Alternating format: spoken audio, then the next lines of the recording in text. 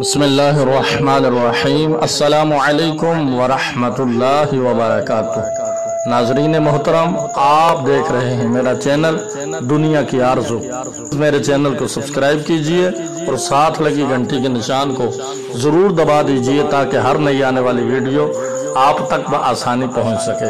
جب اہل بیت کا قافلہ واپس دمشق سے مدینے کی طرف روانہ ہوا تو حضرت نعمان بن بشیر رضی اللہ تعالی عنہ بہت رفیق القلب اور ایک سچے محب اہل بیت تھے۔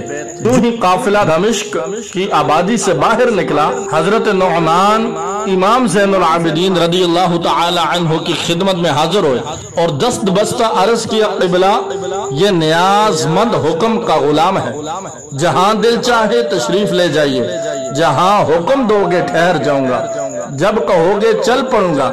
مدینے کی مسافت گھٹتے گھٹتے اب چند منزلیں رہ گئی تھی۔ نعمان بن بشیر آگے آگے چل رہے تھے، ان کے پیچھے اہل بیت کی سواریاں تھی۔ آخر دوپہر کے بعد مدینے کی سرحد شروع ہو گئی۔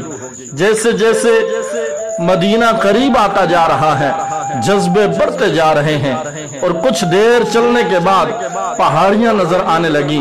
کھجوروں کی قطاروں کا سلسلہ شروع ہوا۔ جو ہی مدینے کی آبادی ظاہر ہوئی، دیکھ کر دل کے زخم اور زیادہ ابھر گئے۔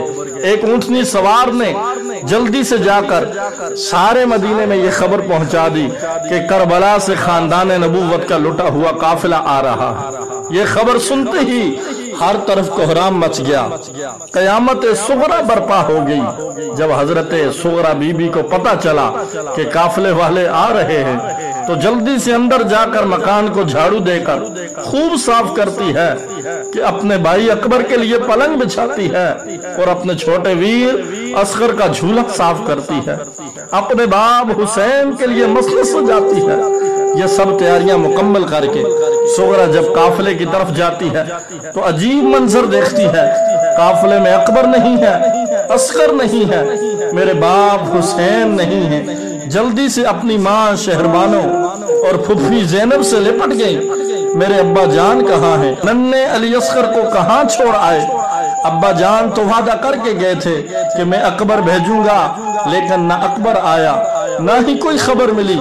اس کے بعد قافلہ روضہ رسول پر حاضر ہوا اور سب سے پہلے درود و سلام کا نذرانہ پیش کیا کہ یا رسول اللہ، تیرے در کی فضاؤں کو سلام، گنبد خضرا کی ٹھنڈی ٹھنڈی چھاؤں کو سلام، مست و بے خود وجد میں آئی دعاؤں کو سلام، یا رسول اللہ تیرے در کی فضاؤں کو سلام۔ جو مدینے کے گلی کوچوں میں دیتے ہیں صدا، جو مدینے کی گلی کوچوں میں دیتے ہیں صدا، تا قیامت ان فقیروں اور گداؤں کو سلام۔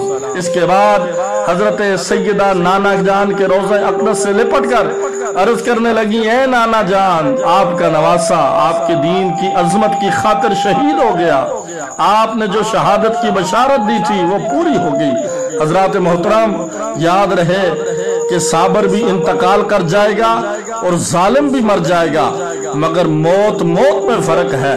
اگر ظالم ظلم کرتا ہوا مر گیا تو اس کا حشر ظالموں کے ظالم یزید کے ساتھ ہوگا، اگر صابر صبر کرتا ہوا فوت ہو گیا تو قیامت کے دن انشاءاللہ اس کا حشر صابروں کے صابر آقا حسین رضی اللہ تعالی عنہ کے جھنڈے کے سائے تلے ہوگا، کیونکہ توحید کی ایک برکت جو زندہ ہے حسین، الحاد کے برباد کو نندہ ہے حسین، ہے ظالم اور مظلوم کے انجام میں فرق، مردہ ہے یزید تو زندہ ہے حسین۔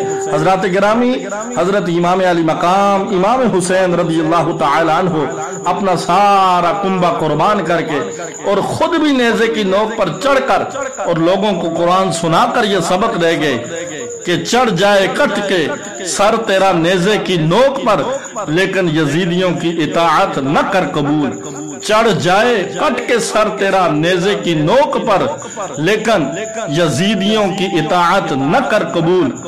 امام علی مقام امام حسین رضی اللہ تعالی عنہ نے نیزوں، تیروں اور تلواروں کی بارش میں نماز کا آخری سجدہ ادا کر کے قیامت تک آنے والے مسلمانوں کو یہ درس دے دیا، اے میرے نانا کا کلمہ پڑھنے والے امتیوں، اس نماز کو معمولی مت سمجھنا، میں نے اس نماز کی خاطر گھر لٹایا، بچے قربان کیے، سارا کنبہ قربان کیا اور خود بھی سر تو دے دیا، مگر نماز کو قضا نہ ہونے دیا، اللہ کی بارگاہ میں سجدہ کرنے سے پیچھے نہ ہٹا، لہذا تم بھی نماز کو قضا نہ کرنا۔